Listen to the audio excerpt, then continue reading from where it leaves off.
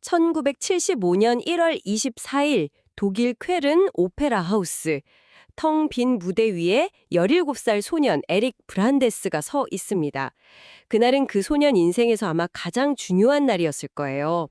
독일 최연소 콘서트 프로모터로서 당시 재즈계의 슈퍼스타였던 피아니스트 키스 자렛의 공연을 성사시켰으니까요.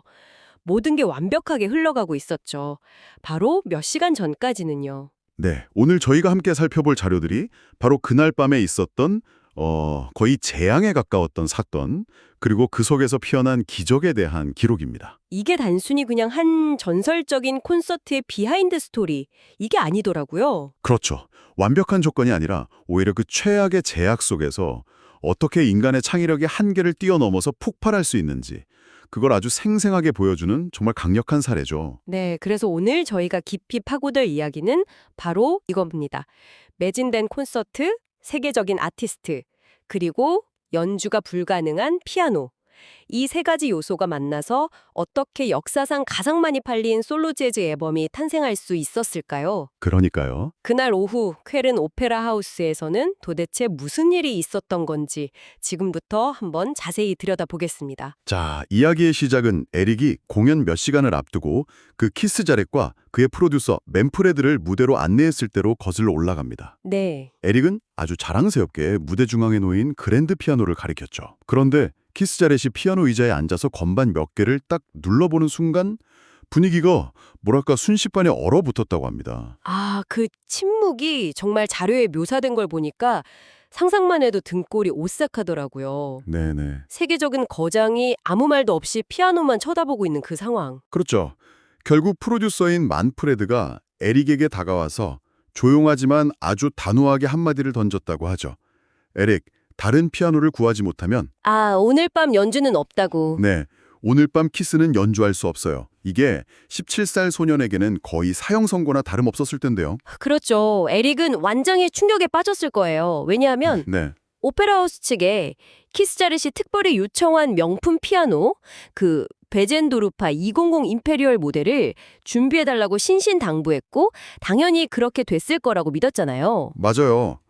이건 그냥 뭐 이 브랜드가 좋아요 이런 차원이 아니라 연주자가 자신의 모든 걸 쏟아낼 가장 중요한 도구에 대한 최소한의 요구 조건이었던 거죠. 그런데 무대 위에 있던 건 그 피아노가 아니었던 거군요. 그럼 대체 무슨 피아노였던 겁니까? 바로 여기서부터 모든 문제가 시작됩니다. 오페라 하우스의 무대 담당자들이 요청된 모델을 구하지 못하니까 그냥 창고에 있던 다른 피아노를 가져다 놓은 거예요. 아, 문제는 그 피아노가 리허설용으로나 쓰는 아주 작고 낡은 뷰젠도르프였다는 거죠. 자료를 보면 상태가 정말 심각했어요. 일부 고음부 건반은 아예 소리가 안 나고, 네, 소리가 아예 안 났다고요. 근데 검은 건반 몇 개는 누르면 다시 올라오지도 않았다고 해요. 페달도 제대로 작동 안 하고 전체적인 울림도 너무 약해서 그 1400석 규모의 오페라 하우스를 채우기엔 정말 턱없이 부족했죠. 와, 이건 그냥 좀 안 좋은 피아노가 아니라 그러니까 전문가가 보기에는 거의 연주가 불가능한 정말 연주가 안 되는 수준의 악기였다는 거네요. 정확합니다. 정말 연주자에게 악기는 말 그대로 신체의 일부와도 같아요. 특히 즉흥 연주를 하는 피아니스트에게는 자기 생각과 감정이 손끝을 통해 그대로 소리로 바뀌는 매개체인데 네네. 그 매개체가 제대로 작동하지 않는다는 건 이건 뭐 끔찍한 악몽이죠. 키스 자렛이 연주를 거부한 건 어찌 보면 당연한 결정이었습니다. 자료에도 이해할 만하게도 연주를 원치 않았다고 표현되어 있거든요. 그래서 그는 그냥 떠나버렸군요. 곧 1,400명의 관객이 들이닥칠 텐데 17살 프로모터만 덩그러니 남겨두고요. 아, 정말 상상만 해도 끔찍한데요. 보통 사람이라면 여기서 그냥 모든 걸 포기하고 주저앉지 않았을까요? 보통은 그렇겠죠. 하지만 에릭 프란데스는 그러지 않았습니다.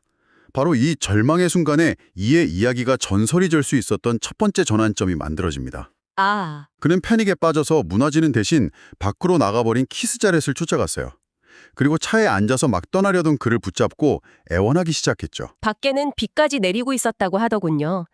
빗속에 흠뻑 젖은 10대 소년이 세계적인 아티스트가 탄 차창문을 두드리면서 제발 연주해달라고 비는 장면이라니 정말 영화 같아요. 그 순간 에릭에게는 다른 선택지가 없었을 겁니다. 이건 단순히 공연 하나를 망치는 수준이 아니라 자기 꿈과 미래가 다 걸린 무죄였으니까요. 자료는 당시 상황을 아주 생생하게 그리고 있어요. 차 안에 앉아있던 키스 자렛은 창밖에서 비를 맞으면서 거의 울먹이는 소년의 모습을 오랫동안 말없이 바라봤다고 합니다. 아, 그리고 그에게서 깊은 연민을 느꼈다고 기록되어 있죠. 그리고 바로 그 순간 키스 자렛이 마음을 바꾼 결정적인 한마디를 하죠. 네, 그가 에릭에게 말했습니다. 절대 잊지 마. Never forget. 그리고 덧붙였죠. 오직 너를 위해서야. 이 말의 무게가 엄청납니다. 그러네요. 이건 프로 연주자로서의 책임감이나 계약상의 의무 때문에 내린 결정이 아니었던 거예요. 자신의 예술적 자존심, 최악의 연주 조건, 이 모든 불리함을 감수하고 무대에 서기로 한 이유가 오직 눈앞에 있는 한 소년의 그 절박한 진심 때문이었다는 거죠. 오직 너를 위해서 그 한마디가 모든 걸 바꾼 셈이네요. 이건 비즈니스가 아니라 맞아요. 한 인간이 다른 인간에게 마음을 연 순간이라고 봐야겠군요. 바로 그겁니다. 이 지점에서 이야기는 단순한 해프닝을 넘어섭니다. 우리가 제약과 창의성에 대한 이야기를 하기 전에 바로 이 인간적인 교감의 순간을 먼저 이해해야 합니다. 만약 에릭이 절망해서 포기했거나 혹은 키스 자렛이 이성적으로만 판단했다면 쾰른 콘서트는 존재하지 않았을 거예요. 자, 그래서 몇 시간 후 키스 자렛은 약속대로 무대에 올랐습니다. 1,400명의 관객이 가득 찬 공연장, 그리고 무대 중앙에는 여전히 그 연주 불가능한 피아노가 놓여 있었고요. 연주가 시작됐을 때 관객들은 피아노에 문제가 있다는 걸 눈치챘을까요? 처음에는 아마 몰랐을 겁니다. 그런데 자료에 따르면 그의 손가락이 건반에 닿고 첫 소절에 울려 퍼지는 순간 그곳에 있던 모두가 뭔가 특별한 일이 벌어지고 있다는 걸 직감했다고 해요. 와, 무대 뒤에서 이 모든 걸 지켜보던 에릭조차도 키스 자렛이 피아노의 결함에도 불구하고, 아니 어쩌면 바로 그 결함 때문에 평생 들어보지 못한 놀라운 음악을 만들어내고 있음을 깨달았다고 하죠. 여기서 가장 궁금한 지점이 바로 이겁니다. 대체 어떻게 그게 가능했을까요? 형편없는 악기를 가지고 어떻게 역사에 남을 명연주를 할 수 있었던 건지. 단순히 정신력으로 극복했다, 이렇게만 설명하기엔 좀 부족한데요. 아주 중요한 질문입니다. 그리고 바로 여기가 제약이 창의성으로 전환되는 마법의 핵심이죠. 키스 자렛은 문제를 회피하거나 무시하지 않았어요. 그는 정반대의 방법을 택했습니다. 정반대의 방법이요? 네, 문제를 자신의 연주 안으로 적극적으로 끌어들여서 재창조의 재료로 삼아버린 겁니다. 심리학에서는 이걸 문제 재구성이라고도 부르거든요. 이 피아노로는 연주할 수 없어 라는 문제 정의를 이 피아노만으로 만들 수 있는 음악은 무엇일까로 바꿔버린 거죠. 문제를 재구성한다. 구체적으로 어떤 방식이었나요? 예를 들어 그 피아노는 저음부의 울림이 아주 약하고 빈약했습니다. 보통의 연주자라면 그 부분을 피해서 연주하려고 했겠죠. 네, 그렇죠. 약점이니까. 하지만 키스 자렛은 오히려 왼손으로 끊임없이 반복되는 거의 천둥과 같은 강력한 베이스 리프를 쉴 새 없이 연주했습니다. 악기 자체의 약점을 연주자의 압도적인 에너지와 테크닉으로 그냥 덮어버린 겁니다. 이것이 켈른 콘서트 앨범의 가장 상징적인 사운드가 되었죠. 아, 그러니까 약점을 숨기는 게 아니라 오히려 더 과장하고 드러내서 자신만의 스타일로 만들었다는 거군요. 정확합니다. 또 다른 예시도 있어요. 피아노의 전체적인 볼륨이 너무 작아서 오페라 하우스 맨 뒷자리까지 소리가 닿지 않을 정도였거든요. 아, 그것도 문제였죠. 이걸 해결하기 위해 그는 어떻게 했을까요? 그냥 세게 찼습니다. 자료에 따르면 그는 의자에서 일어섰다 앉았다를 반복하면서 온몸에 체중을 실어서 건반을 거의 내리치다시피 했다고 해요. 이 과정에서 본래 그의 스타일과는 다른 매우 공격적이고 타악기적인 리듬이 만들어졌죠. 들어보면 정말 흥미롭네요. 고음부가 약하니까 중음역대 멜로디에 집중하고, 저음부가 약하니까 반복적인 리프로 보강하고, 볼륨이 작으니까 온몸으로 연주하고, 결국 피아노의 모든 결함이 그의 즉흥 연주의 방향을 제시해준 셈이군요. 바로 그 점이 이 이야기의 가장 위대한 역설입니다. 만약 그날 밤 무대 위에 완벽하게 조율된 최고의 보헤젠도르프 피아노가 있었다면 어땠을까요? 물론 키스 자렛은 여전히 아름답고 훌륭한 연주를 들려주었을 겁니다. 하지만 그 연주가 과연 역사상 가장 독특하고 사랑받는 쾰른 콘서트가 될 수 있었을까요? 아마 아닐 겁니다.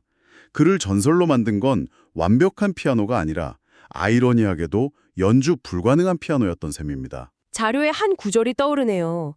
그것은 그가 생상했던 음악은 아니었다. 하지만 그는 도전을 받아들였고 그 위로 높이 날아올랐다.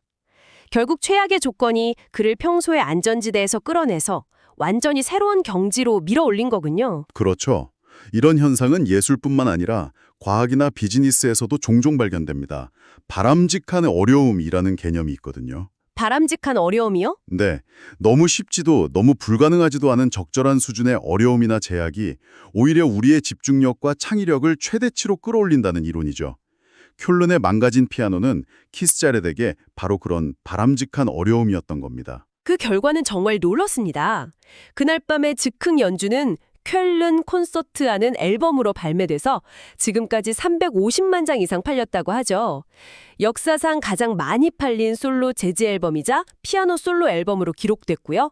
엉망진창이 상황에서 탄생한 즉흥 연주가 시대를 초월한 클래식이 된 거죠. 이 이야기는 우리에게 아주 근본적인 질문을 던집니다. 우리는 보통 성공을 위해서 완벽한 조건, 충분한 자원, 최고의 장비를 갖추려고 애쓰잖아요. 네, 그럼요. 하지만 과연 그것만이 최선의 결과를 낳는 유일한 길일까요?